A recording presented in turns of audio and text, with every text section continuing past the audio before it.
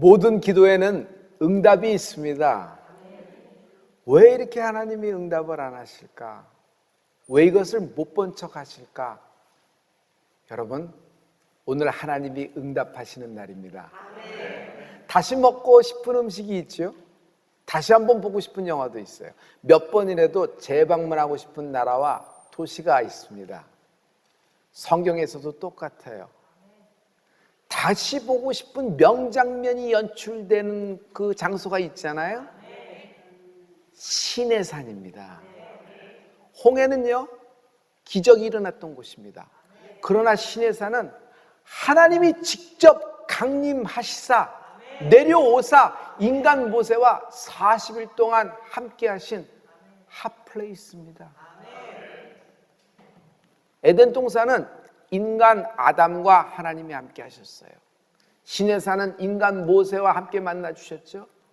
여러분, 우리는 갈보리산에서 십자가로 인간인 내가 감히 하나님을 만나 구원을 얻게 된 것을 찬양합니다. 신의 산 이후에 모세는 완전 장르가 바뀝니다. 다른 인생이 되어버리고 다른 사람이 되어버려요.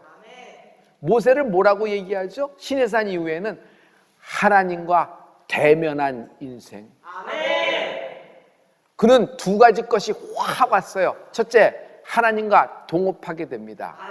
인생은 누구의 손을 잡고 누구와 계약을 하며 누구와 손잡고 함께 갈지를 결정하는 것이 인생이에요. 성도 여러분, 하나님과 동업하십시오. 전능하신 창조주 하나님과 손잡으십시오. 여러분 인생이 풍요롭게 될 것입니다.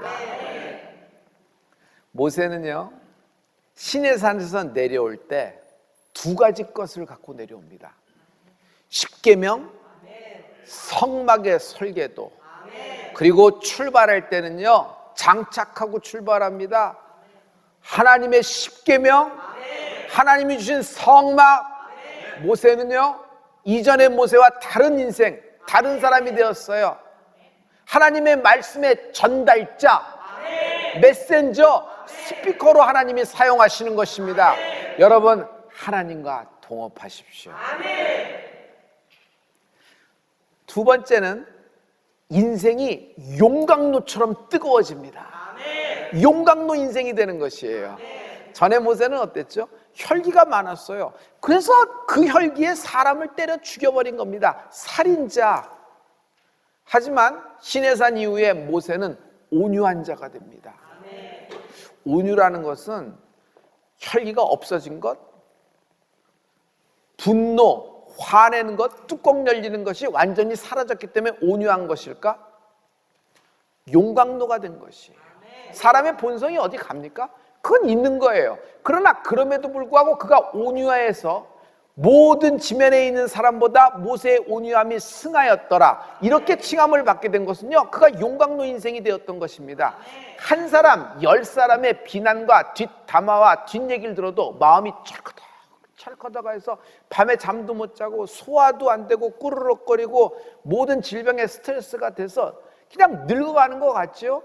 모세는요, 남녀노소 합치면 약 300만 명의 비난과 불만과 불평과 원망이 다 들리는 겁니다. 하나님은 눈에 안 보이니 모세에 대고 얘기하는 거예요. 누가 언제 우리가 나오고 싶다고 나왔어? 네가 왜 끌고 나와서 이런 곳에서 이런 고생을 하느냐? 이럴 바에는 차라리 애굽으로 돌아가 끓는 고깃가마에서 기름 뚝뚝 떨어지지만 그 국물 먹는 것이 낫겠다 얘기하는 원망을 다 듣지만, 모세는요, 자기 인생이 용광로가 돼서 그 모든 비난을 다 녹여버립니다.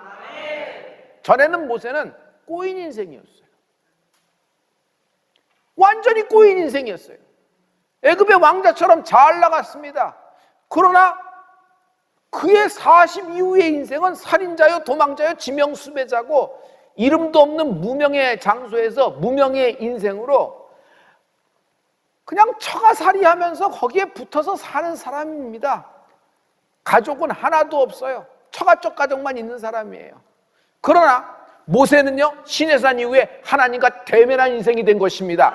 도대체 모세가 시내산에서 받은 축복이 뭐길래 하나님과 동업하게 되었으며 인생이 용광로가 되었을까요?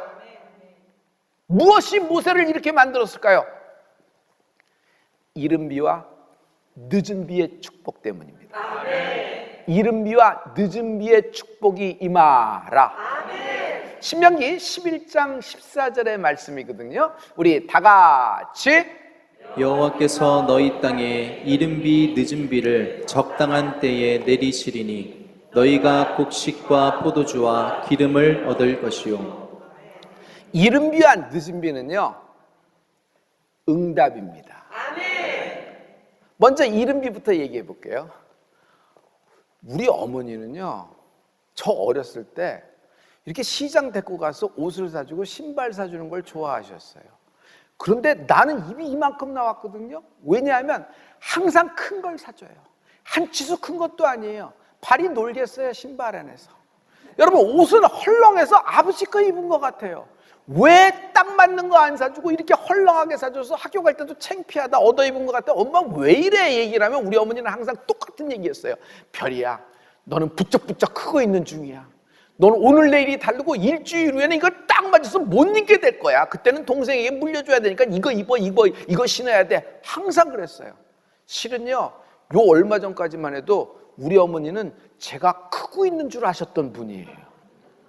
보세요, 우리 어머니는요, 내가 성장하는 것을 알고 계셨고 미리 준비를 끝내놓으신 것입니다.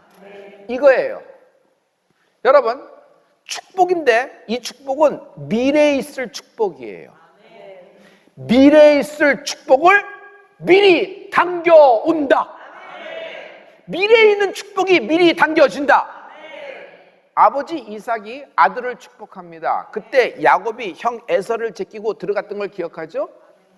아버지 이삭이 야곱을 축복한 것, 그 축복을 받고 야곱의 인생이 변한 거 있나요? 아니요. 변한 거 하나도 없어요. 현실은 똑같고 현실은 더 악화되었을 뿐입니다. 그러나 아버지 이삭이 그 축복권을 갖고 축복한 모든 것은 야곱의 인생의 미래에 있어질 일을 미리 이른 비로 축복을 한 것이고, 저는 그것 때문에 그 기도가 살아있어서 야곱에게 베풀어질, 야곱에게 펼쳐질 모든 일에 하나님이 돌파를 해주셨고, 하나님이 직접 책임을 져주셨고, 야곱에 있어질 모든 미래의 축복이 야곱에게 당겨졌다.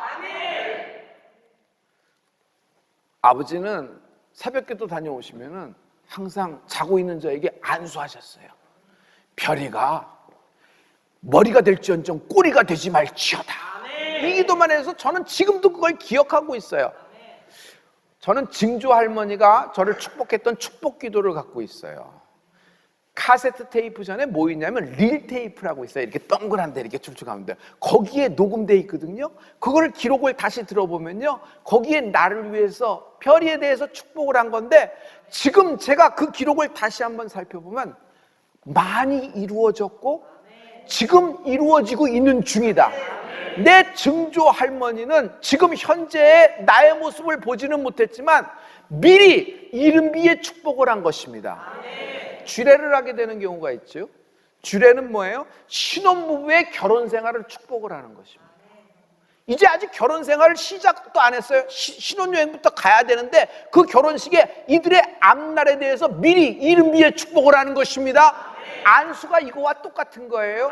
성도 여러분, 여러분에 있어질 모든 일들에 대해서, 모든 사건에 대해서 하나님의 보호하심과 하나님의 개입하심과 그리고 있어질 모든 미래의 축복이 당겨지는 은혜가 있을지어다.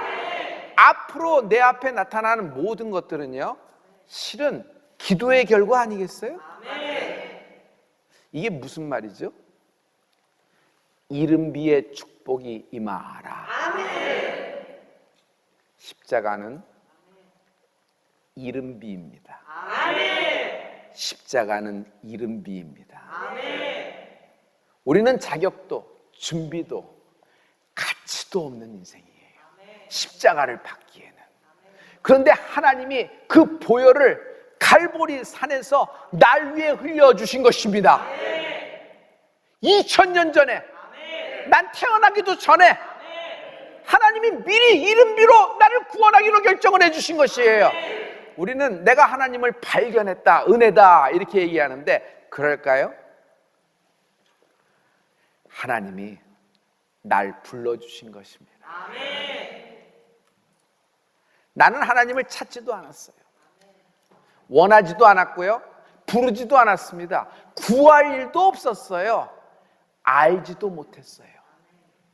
그러나 하나님은 날 먼저 알고 날 먼저 불러주셨다.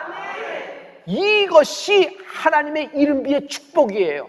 이 이른비의 축복의 말씀이 이사야서 65장 1절에 실려 있는데 여러분 우리 이 말씀을 다 같이 선포하십니다. 나는 나를 구하지 아니하던 자에게 물음을 받았으며 나를 찾지 아니하던 자에게 찾아냄이 되었으며 내 이름을 부르지 아니하던 나라에게 내가 여기 있노라 내가 여기 있노라 하였노라. 이 말씀은요 이사야에서 해석되어 있죠. 이사야는 누구예요? 예수님이 이 땅에 성육신하시기 전 720년에서 750년 이전의 사람이에요. 그러나 하나님의 말씀을 예언으로 받고 선포했는데 이른비의 축복이 임한 거예요. 할렐루야. 이 말의 결론이 뭐죠? 하나님은 날 구원하시기로 이미 결정하셨다. 하나님은 날 선택하기로 이미 결정하셨다. 이것이 하나님의 결정이고 하나님의 결정이 하나님의 뜻, 하나님의 뜻은 하나님의 경영이다. 하나님의 경영은 날 구원하시기로, 나를 자녀 삼으시기로, 나를 통해 하나님의 영광이 나타나도록 나를 결정하셨다. 할렐루야. 왜 이런 일이 있을까요? 하나님이 2000년 전에 갈보리산에서 날 위하여 보혈을 흘려주신 것입니다. 이 이른비의 축복이 임하라. 늦은 비는 대박입니다. 늦은 비가 내리면요 인생이 역주행합니다. 성경에 이런 정확한 인물이 있어요. 모세. 모세는요 80세 80세면 뭐 정리하고 마무리 신경 써야 되는 나이 아니에요? 80세 인생이 역주행하기 시작해요. 전에는 살인자요, 전에는 도망자였잖아요. 그러나 이제는 십계명과 성막, 여러분 이걸 장착하고 하나님과 함께 한 걸음 한 걸음 움직이는 것이에요. 하나님이 그 입을 스피커로 사용하십니다. 일이 삐그덕거립니다. 그러면 조금 있다가 엎어지지요. 결국 마무리가 안 됩니다. 완성도 안 되고 완공도 안 됩니다. 시작은 했으나 완공이 안 되니 그게 얼마나 흉물스럽겠습니까? 당시에 기도를 많이 했습니다. 그러나 응답이 없었던 거예요. 결국은 꼬여버린 인생이 됩니다. 이런 아픔을 갖고 있는 사람이 있으면 오늘 하나님의 말씀의 주인공이 되어 보십시오. 아멘. 성도님, 늦은 응답도 있습니다. 아멘. 늦은 응답이 있습니다. 아멘. 이 말은 무슨 말이냐면 하나님은 반드시 때에 응답하신다. 아멘. 하나님의 때에 이미 지나간, 이미 엎어진 사건에 하나님의 늦은 비가 내린다. 이게 늦은 비의 축복이에요. 성도님, 고난이라고 하는 것은 저는 불가마에 들어갔다는 것을 표현해요. 풀무불에 들어간 것입니다. 얼마나 뜨겁겠어요. 모든 것이 다 녹아내리는 것 같은데 늦은 비, 늦은 응답이 뭘까요? 드디어 꺼낼 때가 되었다. 드디어 풀무불에서 나올 때가 된 것입니다. 내가 볼 때는 늦은 거예요. 그러나 하나님은 드디어 저가 때가 임했다. 나올 때가 되었다는 것이에요. 성도 여러분, 실패했다고 부끄러워하고 또는 루저로 살아가야 할 이유가 하나도 없어요. 마귀는요 이렇게 얘기해요. 넌 끝났어. 네 상황을 봐, 네 꼬라지를 봐. 다 등 돌렸잖아. 너의 인생은 이제 막이 내렸어. 하루하루는 지옥 같은 시간이 계속 반복될 뿐이야. 그러니 네가 스스로 여기서 포기하자. 성도 여러분, 끝은 하나님이 정하십니다. 아멘. 하나님이 끝이라고 말씀하셔야 그제서야 끝나는 것입니다. 아직은 아니에요. 저는요 제 인생을 이런 팬데믹 상황에서 돌아볼 기회가 있어요. 여러분도 그럴 기회가 한 번쯤은 있었을 거라고 생각돼요. 내 인생에서 바꾸고 싶은 것이 뭘까? 내가 다시 그 시간, 그 장소, 그 좌표로 돌아간다 그러면 뭘 바꾸고 싶을까? 어떤 선택, 어떤 결정, 어떤 마음, 뭘 바꾸고 싶을까? 생각을 해봤어요. 없다. 아멘. 하나도 없다. 아멘. 왜냐하면 나의 실패에도 불구하고 하나님은 오늘 나에게 늦은 비를 내려주시기 때문입니다.